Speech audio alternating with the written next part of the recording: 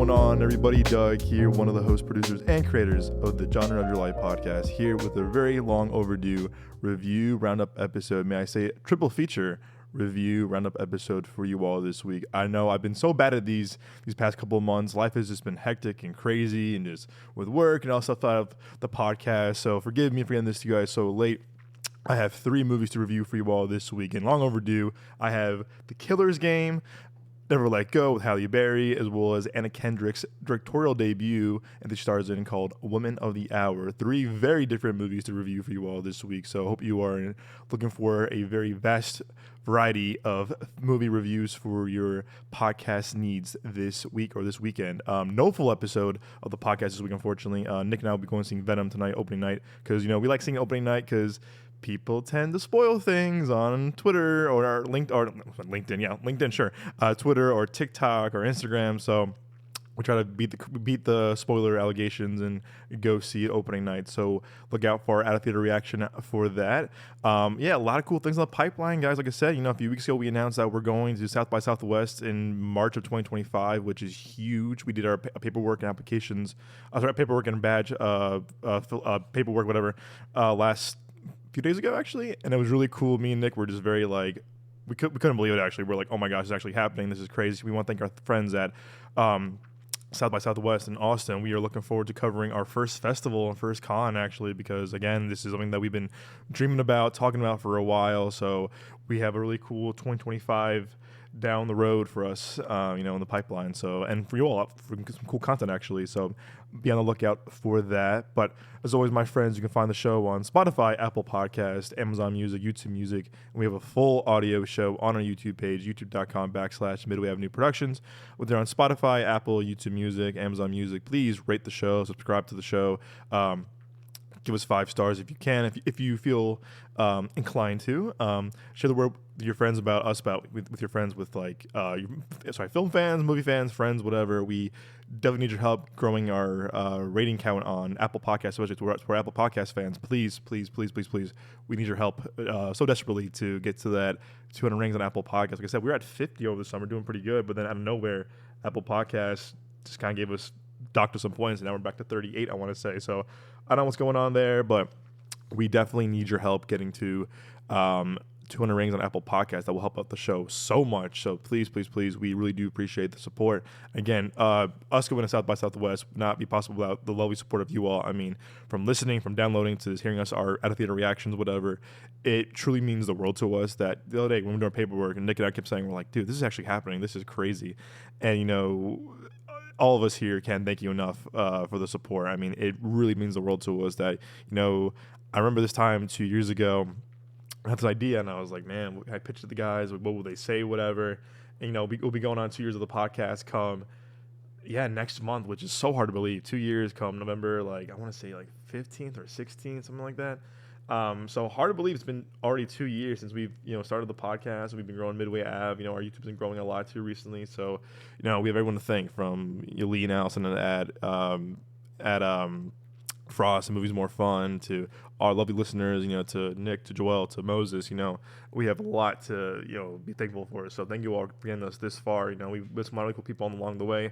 And we're just growing, man. We're still getting started. We're still in our rookie season, I think, the first 2 years. We're still, it's a year 2 Batman, as I said a few weeks ago. So we have a lot more in the pipeline for everybody and for the show. So a lot of cool things happening. I think 2025 is going to be a good year for everyone, and hope it's good for you all too. So make sure to stay tuned for what's in store. Again, we have a lot more reactions coming down the pipeline for you all on our socials and YouTube and TikTok, stuff like that. So, and we're trying to get the website back and going too. We still have that. Past couple years, it's been kind of a little inactive, but look out for that. So, yeah, guys, thank you so much for the ongoing support. It truly means the world to all of us. So, thank you. Alrighty, my friends. So let's get started with this triple feature review roundup episode this week. All right. So first on the docket today is a movie called The Killer's Game, and The Killer's Game, I believe it's based on a book, and I could be wrong. Yes, by Jay Basianga. I'm probably butchering that name, and I apologize. The Killer's Game is, how do I phrase this in the best possible way? Well, How about we start with the synopsis? Okay, and it obviously has Batista. It's a great cast, by the way. The Killer's Game. When a hitman is diagnosed with a terminal illness, he decides to take a hit out on himself. But when the very hitman he hired also target his ex-girlfriend, he must fend off an army of assassin colleagues. Guys, you probably noticed this too. I didn't do any out-of-theater reactions to this movie. This movie's bad. This movie's really bad. I described this in my tweet about this. I said, it seemed like a movie that like Netflix would make, but even Netflix didn't want it. I don't know what went wrong here, but this movie is atrocious. I don't know where to begin. I'll say this.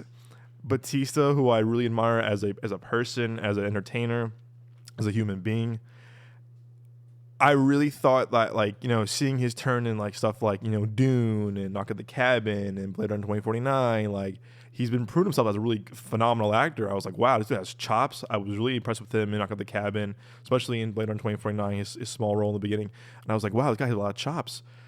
But, you know, he was, and to be fair, he was dogging on people in like Fast and Furious or whatever, which, you know, that's fine. You can do that, but, you know, you shouldn't be really talking shit when you do a movie like this, which is very Fast and Furious-esque, or a John Wick Walmart bin wannabe.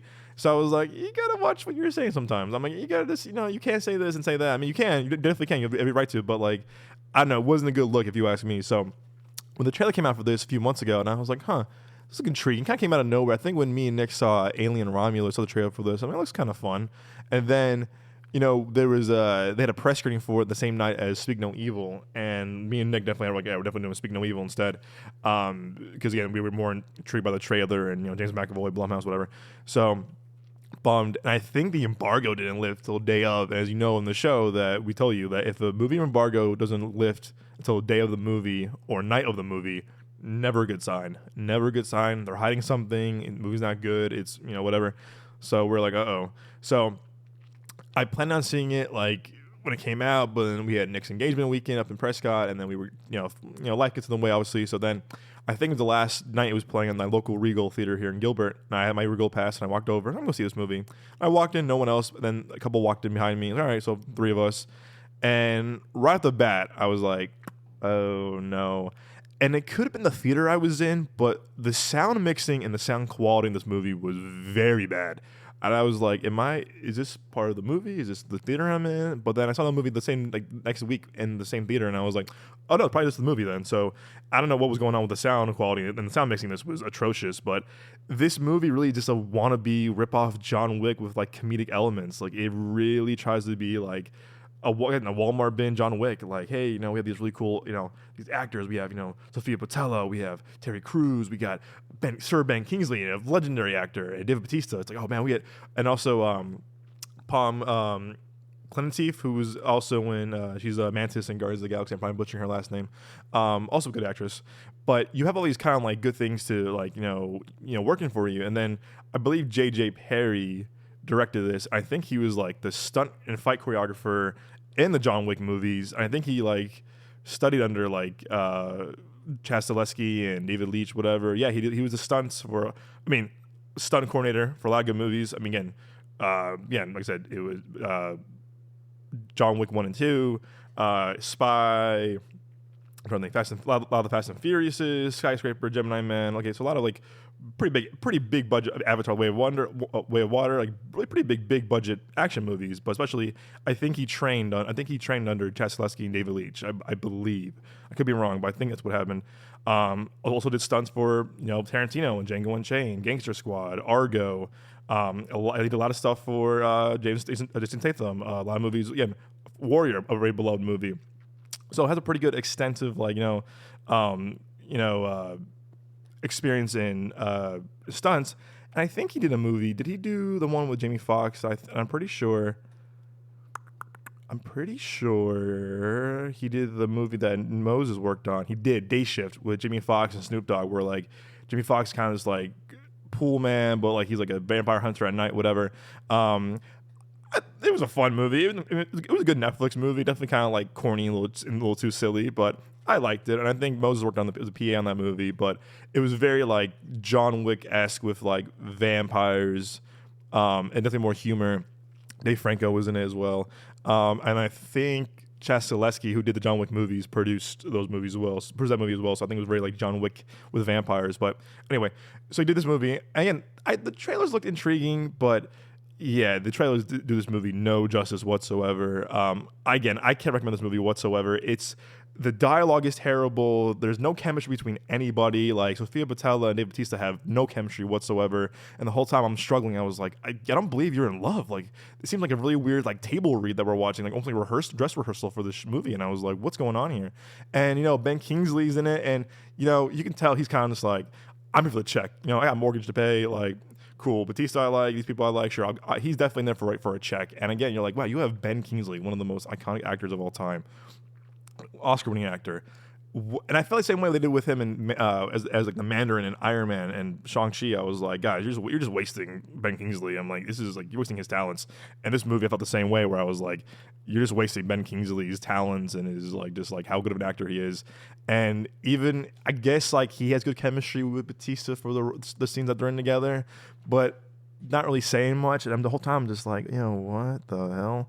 And I'm not gonna lie, halfway through, 20 minutes in, I was like, I'm bored of this. I'm bored because like the action was like, it's supposed to be like, again, you got a guy who was very into guy who did stunts. His background and as a filmmaker, like a David Leitch, like a Chas Zaleski, and man, oh man, like it just the action in this like is so cheesy and so cartoonish and so like, and the CGI blood is so fake. I mean, it really felt like a low budget like Walmart $5 bin movie. I'm just like, this was a big studio movie. Like, what happened? I mean, the fighting looks so fake. I mean, when gets their arm chopped off or leg chopped off, it looks so like cartoonish, and CGI is just atrocious. I'm like, oh my, what happened here, guys? And the movie itself is just like, it's a very just like it's like, oh, like it's a revenge thing in a certain way. And it's like, yeah, we've seen this before. And it's not refreshing. It's not fun. Again, it's a really weird paced movie. Terry Crews. Also, I love Terry Crews. I admire the guy. He's Cheeseburger Eddie to me from Longest Yard. I love Terry Crews. I grew up watching his movies and shows. I love Terry Crews. White chick, come on, legend. Come on, iconic. But for some reason, like you can tell, he's definitely trying his best to kind of save this movie. But like when he does, it just comes off just so like forced and just not original and just very just like the script that they give him was just so like bland and so boring. You're like, man, like even Terry Crews is trying his ass off to save this movie, and it's just not working. It's just not working. And I feel like this is the definition of a streaming movie. But like I said, it seems like Netflix made this movie and they were like, you know what, we don't want this movie too. And that says a lot too, because Netflix usually buys everything and anything. And I bet you at one point they probably pitched Netflix and they were like, nah, we're good. And because again, given that the director of this movie, J.J. Perry, did night or day shift, whatever, at Netflix with them, you would think he probably pitched it to them, and they were like, nah, no, we're good.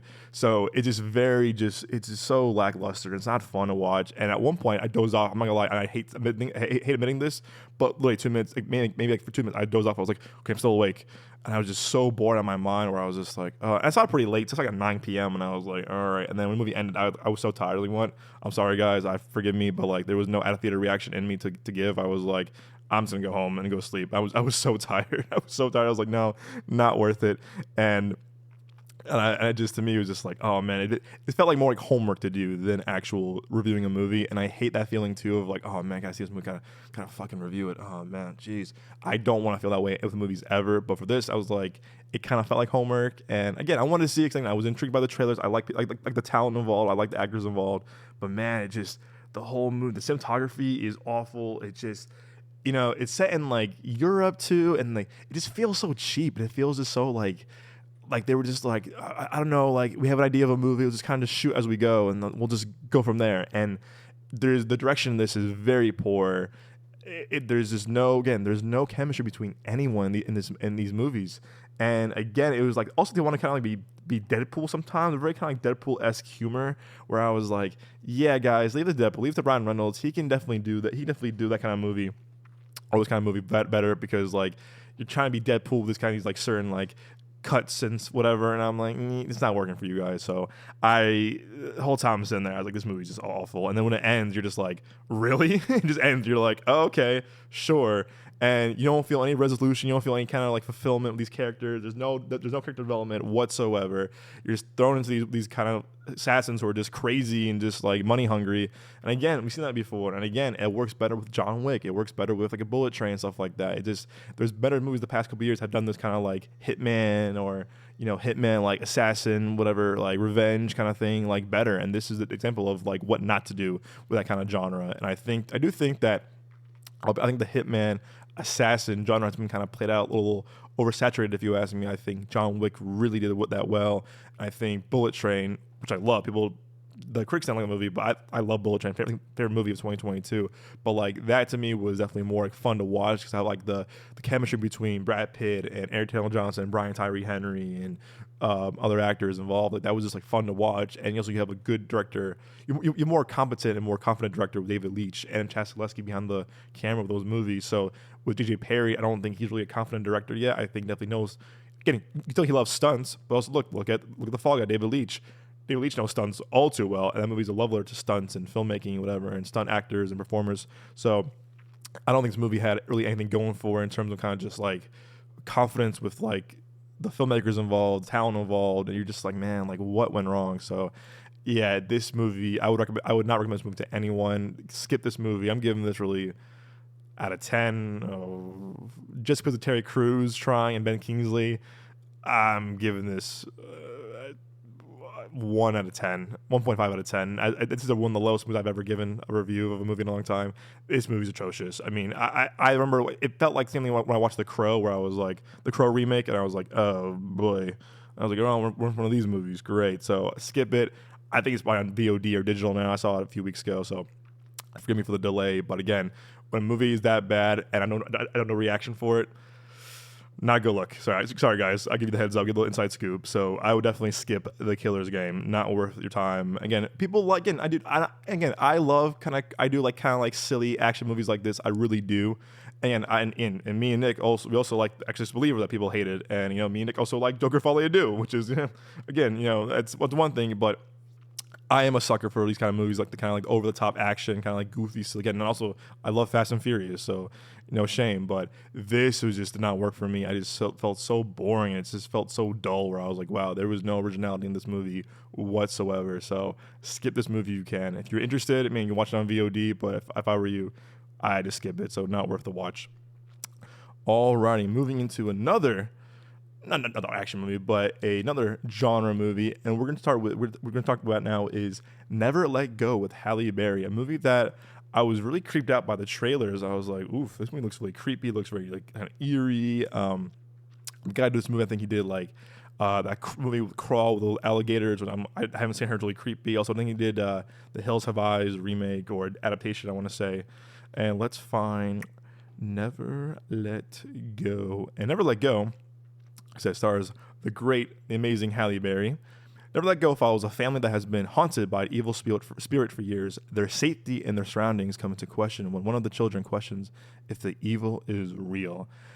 The trailer was really kind of creeped me out this summer. I was like, it was really eerie. Also, again, Sean Levy was behind this. I was like, ooh, I like Sean Levy producing it. I'm a big fan of his work as a director, as a producer. Alexandre Aja did this. He did The Hills Have Eyes. He did Crawl. He did, I think, the Piranha remake a couple years, 10 years, almost a decade ago, actually. No, it was a decade ago. And I was like, okay, interesting. I think also, again, I read it was an original film. I said, okay, I like that, because I do, if you know, Sean Levy definitely strives to do original filmmaking, even though he does like stuff like, Deadpool and Wolverine and a few other movies based on books, whatever. But he really strives for original filmmaking, which again I really admire about Sean Levy and his production company 21 Laps. So I'm like, okay, Halle Berry, who I adore, who I love. I'm like, oh, cool. Sitting here kind of in a role like this, I want to see how she kind of does. And I'll say this. I think when the movie came out when the embargo lifted, because me and Nick missed the screenings, we were up in Prescott. We missed the screening for it, but I was hearing like mixed things about it, and I was like, okay, could work, could not work, whatever. And I was like, oh, okay. But I was really intrigued. And also, it was rated R. I'm like, ooh, cool. Not again. I think when you do rated R horror, you have more kind of like freedom to kind of do like more like, more spooky, more kind of like, bizarre stuff. And I'm like, okay, I like that. 'Cause I think this year has shown, especially in horror this year, we've seen a really great horror movies that have been rated R that really kind of just like shown like, like true horror, kind of like not holding back, not holding any punches, whatever. Like, I like that. Like, obviously, you saw Strange Darling, or if you saw Alien Romulus, Atlanta with the Devil, like, there's some really good Abigail. Who I love this so much. I loved Abigail this year. It was really cool, like, to see these horror movies kind of like, not unfilled, unleashed, but like just like off the rails, like kind of full horror, full rated R. I'm like, I like that. So I'm like, oh, cool, rated R. I like that. Halle Berry's attached. Let's do it. And then I was hearing more and more reviews, and they weren't that friendly. I'm like, oh, okay. And then I think same thing. I think I was just busy with other stuff going on with life and work, whatever. That I think I saw it the last day it was playing. Also at my Regal. And you know what? I have a thing now. I'm thinking the movie's last day before they leave the theater for some reason. I don't know why, but I just am. So went over to the Regal. I was the only person in the theater, and I said, all right, cool. One of these. Let's go see it. And I will say this. Watching it reminded me a lot of like Sam Raimi films. And again, Sam Raimi, to me, I definitely like more of his, Spider-Man movies than his other horror movies. But again, the guy at the time, I mean, Evil Dead and Ash vs. Evil, all his work, Army of Darkness, whatever. Like, Sam Raimi's a very innovative filmmaker. Drag Me to Hell. Like, he's a very innovative filmmaker, good producer for horror too. I think he discovered Fede Alvarez, who did the last Alien Romulus, he did the Evil Dead remake, and Don't Breathe. So like, I think Sam Raimi knows how to do horror, knows how to like kind of like, really kind of like depict like really horrific images and horrific kind of like stories with like really like kind of gruesome stuff that really kind of like sits with you, like an Evil Dead really sits with you after a while, or Drag Me to Hell really sits with you after a while. So it's very cool to see his kind of like depiction in his mind of horror.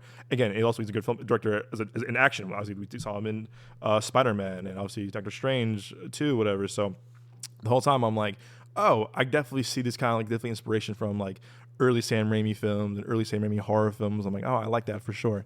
And also too, watching it, I was like, this seems like a Stephen King novel that Stephen King kind of forgot to write. And I said, oh, okay, like this is interesting. This is interesting. Okay. And I will say, starting off, I thought the movie started off very strong. I said, ooh, I'm intrigued. We're gonna go with this. And I said to my out of theater reaction, I'm like, it definitely felt like a good companion to like A Quiet Place. Like, ooh, like. I wasn't a fan of Bird Box personally, but like I think you'd probably do a triple feature with like Bird Box, this, and Quiet Place. But I think this is definitely a good companion to like A Quiet Place in terms of kind of the double feature for like a horror night, whatever. Start off really strong. I will say Halle Berry's really good in this. I think she's like really like, you feel for her character. You feel for, like, you definitely tell like she's scared, and she's just like, you feel for her, like, and there's like spirits been haunting her entire life, her entire family, her bloodline. It's like, oh my gosh. But I'll tell you what, the two kids that play her two little sons, I just thought were amazing. And Percy Daggs, as well as Anthony B. Jenkins, these two boys, they're gonna be stars. I was just like watching them, like, wow, they're just showing so much emotion, and you feel for them, because like when they're scared, you feel scared. When they're upset, you feel upset, and you just sense their fear the entire movie. You're just like, wow. And then again, I feel like I've seen a lot of actors that can't even do what these two kids did, and I'm like, what the hell? Like, what's like, these kids are just really kind of like on their way to be great actors. Again, I think watch out for them down the road. It was kind of similar, you see the kids from like Stranger Things, or even Abigail Breslin, like a lot of like young, even Jacob Tremblay. Like, you could tell when certain kid actors have so much range at their age of like, wow, like they have like, again, big shoes to fill when they become older and become like really more talented actors. But watching them, I'm just like, wow, because the heart of the movie is the three of them, obviously, but like, when you watch the two little brothers and like they're scared together, they're bonding, and like they're just like, they don't know what's gonna happen or what the world is. They're just kind of like, this world now is like, as they know, is just very like, it's evil now has possessed the world, and like now it's like, it's about survival. It's all about like, you can't let go of the house. The thing is now, like, they tie this rope around them that like, if you lose the rope around you that's tied to the house, the evil will come get you or will possess you, whatever. And it's like, again, these kids are just very, just like, they're haunted. This is their life. This is what they grew up in. This is what they were like, born into. And I was very impressed with their performances of like, wow, like they just, again, for their age and for what they had to accomplish in this movie, I was very impressed. And I was like, again, they think they're going to be great actors down the road. So definitely watch out for them. I will say though, as the movie progresses, you're just like you start questioning things. You're like, okay, interesting, interesting, interesting, and then I will say I think the first half of the movie, the first act, definitely feels like well earned with its pace. Kind of like it's working its way up, a little slow pace, but it's working. It's kind of like they're pulling you in, they're putting the audience in, kind of luring you in of like, oh, okay, like where we're going with it, what's gonna happen next? All right, for sure, for sure, for sure. And then the second act kind of stops for a second, but then it picks up again. But I think what happens in the second and third act is that it just goes way too fast. Like, whoa, slow down. Because the first act had a really good pace to it. You're building momentum, you're building suspense, you're building kind of the fright and the fears. But then acts 2 and 3 is like full train ahead, let's go. And then it goes boom, boom, boom, boom, boom, boom, boom. It's like, whoa, slow down. Because I wanted to kind of like, I like this pace that we were at in the beginning. Let's keep with that. I feel like the movie kind of just feels really rushed in the last 2 acts. You're like, uh-oh. But again, it definitely has the same Raimi vibes, a little bit Evil Dead vibes, definitely.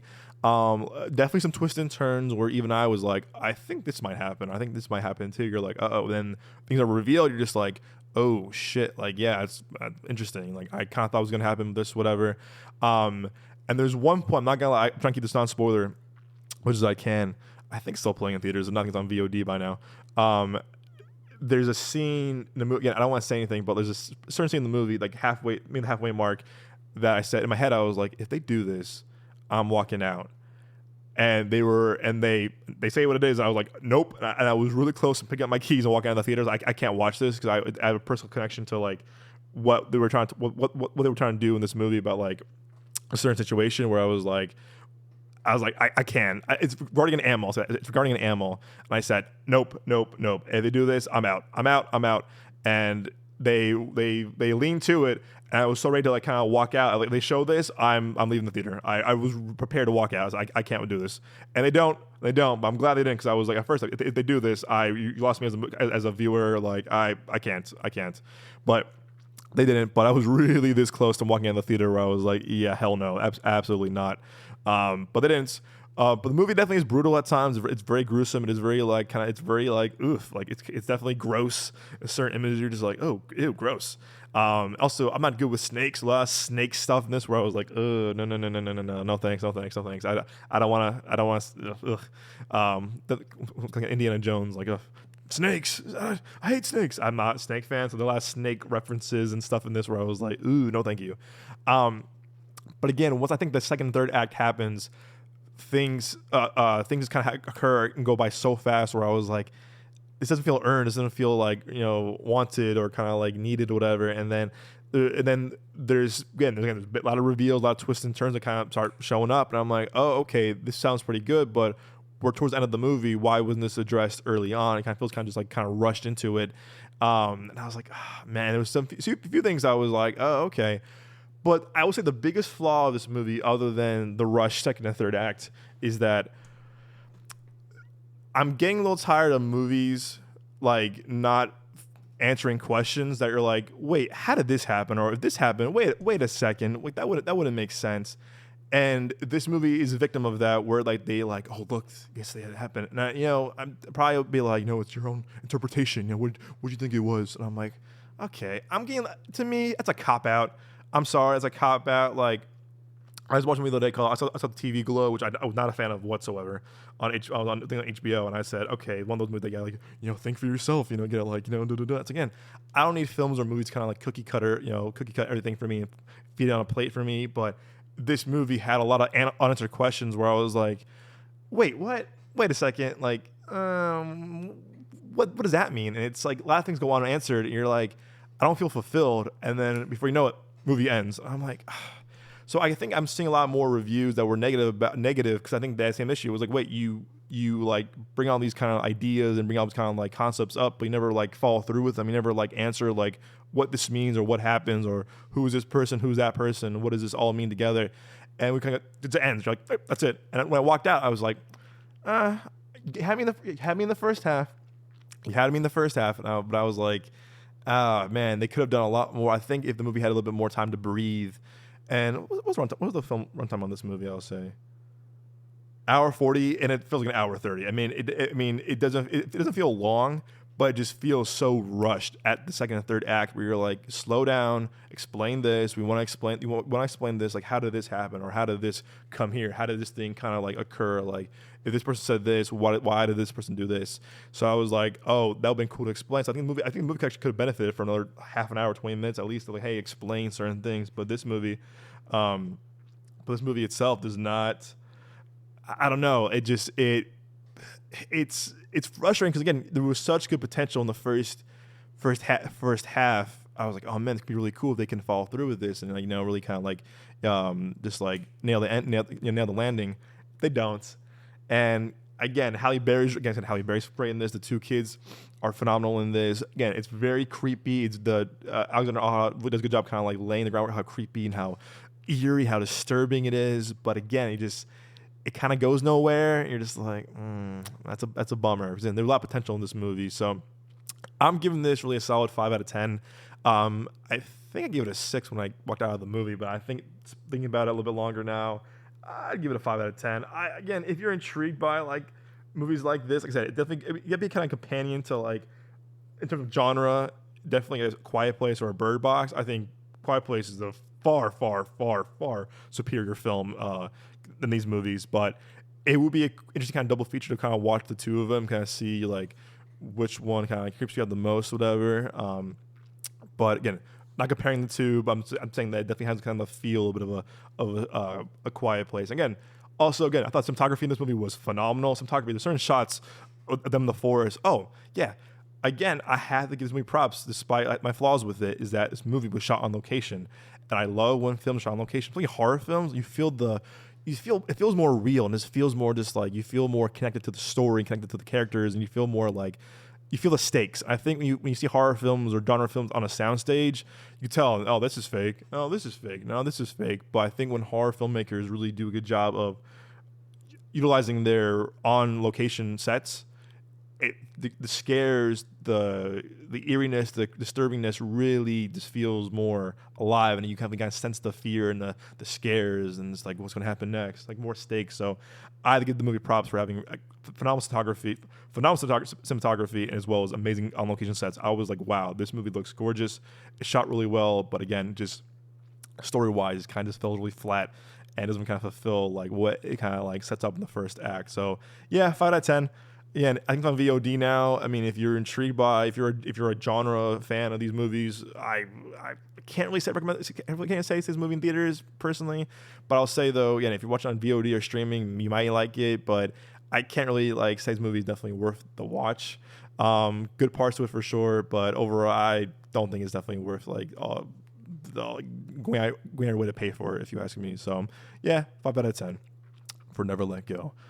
Alrighty, my friends. Again, I have one more for you on this triple feature review roundup episode for you all this week, and that is Anna Kendrick's Woman of the Hour, which is now streaming on Netflix. I believe this movie premiered a year ago at TIFF, but I think it was during the writers and actors strike, so there was like no press for it whatsoever.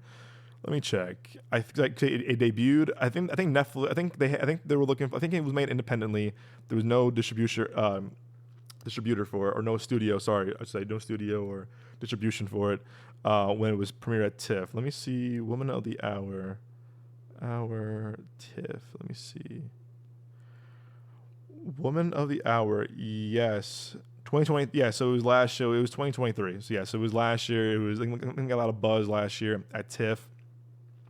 But again, there was no press for it because again, Anna Kendrick couldn't promote it because she's an actor. No talent was there because it was during the strike. So it was kind of just like got to TIFF, premiered, and then Netflix bought it, and then Netflix acquired it right after TIFF. And I was like, okay, good for Anna Kendrick. And Kendrick, I grew up watching, Pitch Perfect. Obviously, one of my favorite movies of all time is Up in the Air. I think she's phenomenal Up in the Air. I love her in Scott Pilgrim vs. the World. I thought she was really good in The Accountant. I'm trying to think what else she was in. Oh, I thought she was great in End of Watch. I thought she was really good in End of Watch. A movie that I love that people hate is Mike and Dave Need Wedding Dates. Me and Joel, some of our friends, we love that movie because it was the last movie I saw before I moved out here to Arizona when I was still in Chicago. 50-50. She's great in. So again, I'm a big fan of her as an actress, as a performer. So I'm always intrigued to hear like, oh, an actor who I like there's their directorial debut, and I'm like, it's their first time directing a movie. I'm like, oh, I'm always intrigued by that because it can go really bad or it can go really good. And I've seen some actors who I really admire their first time directing. I'm like, wow, amazing. I think of like Jonah Hill. I think of mid '90s. I think of Bradley Cooper um, with Stars Born. I think of Ben Affleck with Gone Baby Gone, and certain like other filmmakers. So I'm like, wow, these people can definitely direct. And I'm just like, oh my goodness. Like I'm trying to think who else. I'm trying to think of other actors turned directors where I was like, oh man. I mean, Jon Favreau definitely someone who I admire, but I obviously he wrote a lot of his movies like Swingers and Made. What actors turn directors? And we're seeing a lot more of them too now. Like even like Olivia Wilde with Booksmart. Greta Gerwig, I would definitely say that too. I mean, I didn't really know her much until I saw to Lady Bird, but seeing her transition from actress to director was really cool, and seeing her progression of like, and I think of Greta Gerwig, same thing with kind of Ryan Coogler, where like they both had small independent films. Greta had Lady Bird, Ryan had Fruitvale Station, and then next they have pretty mid-budget studio movies. Ryan had Creed, Greta had A Little Women at Sony. And then Ryan had Black Panther, and then Greta had Barbie. Yeah, big budget movie. So I really love seeing the progression of actors turn directors, and seeing kind of like first time directors get like their first start, and then they work their way up the studio system with like bigger budgets and bigger movies. So bigger scopes of movies. So I was really cool. Again, I really do admire actors turn directors. I'm trying to think who else too. Yeah, Greta Gerwig definitely was one I was thinking of. I think it's someone else. I'm blanking, but yeah, I love seeing actors turn directors, kind of seeing like their chops as a filmmaker. So I was very intrigued to hear that Anna Kendrick was doing Woman of the Hour. I'm like, ooh, okay, definitely. Her was very like Fincher-esque, and I was like, ooh, okay, I'm intrigued by that. So Woman of the Hour, I think it was like #1 on Netflix this weekend. I watched it on Sunday. Woman of the Hour. Let me pull up my notes. If you don't know, Woman of the Hour, I think based on a true story, I believe, too. A Woman of the Hour follows Cheryl Bradshaw, a single woman looking for a suitor on a hit 1970s TV show, chooses charming bachelor Rodney Alcala, unaware that behind the man's gentle facade, he hides a deadly secret. I did not watch any of the trailers for this movie because I was intrigued by Anna Kendrick directing, the story itself, the fact that it was a true story. And I was like, okay, I'm not watching the trailer and the marketing for it. I'm going to go in blind. And I'm glad I did. Right off the bat, Anna Kendrick has chops as a director. I'll give her that. I felt like, wow, like just the way she handles certain shots, certain emotions, certain kind of scenes. I was like, wow, like you tell like she's learned a lot from her time being on sets, and working with like filmmakers like Edgar Wright, David Ayer, Jason Reitman. I mean, list goes on and on and on. Where like she definitely has learned a lot from her time as being an actress. And kind of like, I think what Jonah Hill said that like it's being part of the best film school as an actor, because like you learn a lot from these directors and filmmakers that you admire. Yeah, perfect way to say it. And so I think with her, I was like, wow, I was very impressed of like there's certain shots and certain like just like the tone of the movie, how she handles like the tone, how she handles kind of like certain humorous elements, a very serious movie. It's definitely the whole time I'm like, wow, this feels very David Fincher inspired, very Zodiac inspired. I was like, wow, like. I was getting the same vibe from like Zodiac, and I was like, "Oh yeah, this definitely." I tell she's getting for sure some inspiration from Fincher's film and also Zodiac. Like very like steady, certain camera shots of Zodiac were definitely were you definitely see them within Woman of the Hour. You're like, oh, okay, like definitely this, definitely that. I see this, I see that, whatever. And the way that Anna Kendrick kind of builds suspense, kind of like gets you involved with these characters and her character that she plays. You definitely feel like attached. You kind of feel invested into the story. And again, it's a very beautifully shot movie. And you can tell it's like the progression of like, oh man, like what's gonna happen. And this Rodney, who I believe now, I think it says in real life that I think he murdered over 100 women apparently, and sicko. But again, he was like this charming kind of guy. I think it was very Ted Bundy like apparently, and it was just like very charming. He used these stories as a photographer to kind of lure himself into kind of stories with these women and kind of like lure them into kind of like the model for him, whatever. And he was just a sick human being. He was a really awful. He's a killer. He's just a fucked up human being. But the way that Anna Kendrick kind of like puts him in the movie, again, like you find him charming, you find him very kind of like interesting. Oh yeah, like his stories about like I'm going to NYU, like he know how to like talk his way into situations with these women to kind of get them kind of like feel like comfortable or kind of feel them kind of like lure them into like do photos, whatever. And again, I think what Kendrick does really well is that she really kind of like just plays kind of just like really kind of like has you sit with these uncomfortable situations and this sicko and this psycho who's just like talking to you almost as the audience of like, look at me, look, I'm a cool dude. I have like like I have these cameras, I have all this work, whatever, I have the experience, whatever. Like, okay, definitely. So I think what she does is very well is that she kind of captures the charm of this guy, despite him being just again a fucked up human being, but also too is that back to her storyline of Cheryl, where she's kind of like you see her like, again, struggling actress in LA. She's trying to like make a name for herself. There's no luck. People don't give her the time of day. Like she's been trying this for a long time. Her agent kind of is like, I don't care, whatever. Good for you, whatever. And it's not until the game show where you definitely see her kind of like become herself and like, look, I can do this. Like, again, because her agent gets her I guess the spot on the dating show, whatever, and she's like, really, a game show? Like, I want to be an actress. I want to be like in the movie. I want to be in a TV show, not like this. I want to be like a scripted, not this kind of like game show kind of fakeness, whatever. But you see a change in her when she's on the show, and you're like, you know what? I'm in control. I can do this, whatever. I will say, I was liking it a lot the first half hour, but try to keep this non-spoiler as much as I can. The game show part really isn't a big part of the movie, I'll say. When we get to it, it's like 45 minutes already into the movie, I want to say, and then it's done. Then it's done. There's a lot of flashbacks to like certain times with the killer, and there's the very flag cutscenes back and forth, back and forth, back and forth. What I think this movie could have done really well, and this is my personal opinion, the movie should start off with them like already in the game show, cameras are rolling, and then we've kind of flashed back, kind of like Slumdog Millionaire did a little bit, where like we're already with the characters, we're at the game show already. I think with this, it should have been Netflix Presents, and then you hear clapping, you hear applause, whatever, and then then you see the three bachelors, you see Anna Kendrick in the chair. It would have been better if the movie started off at the game show, or the movie itself like took place. That the entire game, the movie itself would be. The entire game show is the movie, and then you flash back to certain scenes, certain murders, and certain stuff with Anna Kendrick's character as Cheryl. Like, go that route. So I feel like the movie itself really kind of like it really pitches itself like, oh yeah, it's a game show turned deadly. Like the third bachelor number 3 is a murderer. Like, what's gonna happen?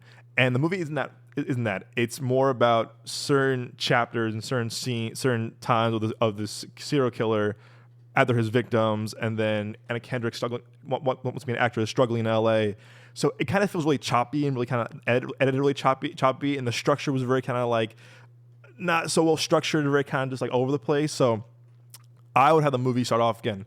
Whole movie takes place during the game show, but again, you definitely see the progression in the game show with the characters or whatever.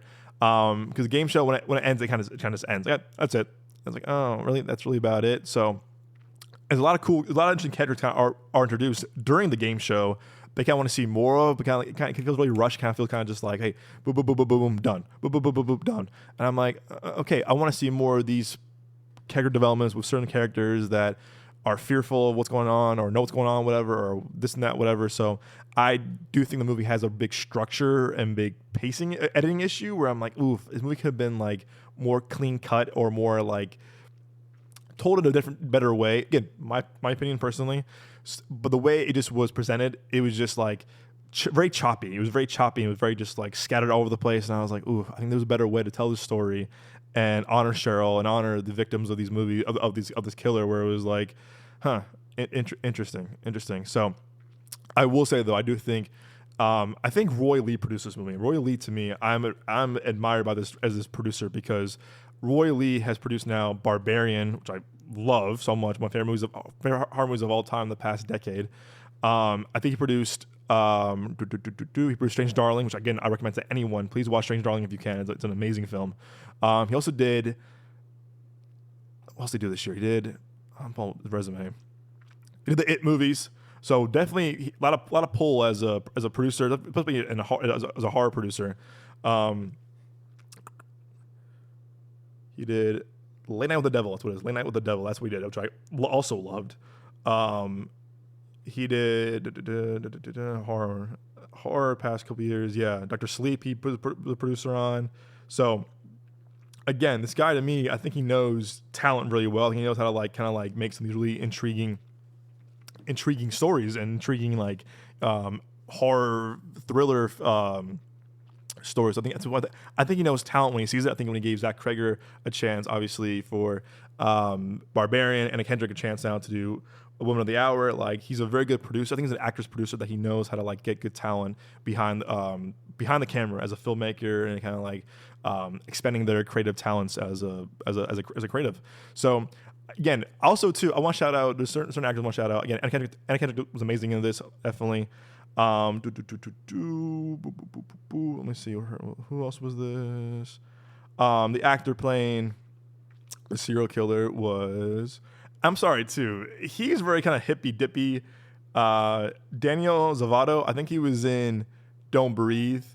I'm gonna be real. I don't know. I don't know. I didn't see what girls were into. Again, I'm a dude, but I didn't see the charm of him because he was really kind of musty and hippie-ish and very kind of I don't know, not clean cut, very kind of very goofy looking. And I was like, this is the guy that's people are so charmed by. I mean, the way he spoke to me was kind of creepy, more creepy than charming, but they described him as a charming kind of guy. I personally did not see that. Autumn Best I thought was really good in this. I don't want to spoil what her role is, but Autumn Best, look out for her. I thought she was very, very well. I thought her performance was very well crafted. I thought you felt for her. I thought you were so intrigued by her storyline. You definitely want to see her see her progression as a character.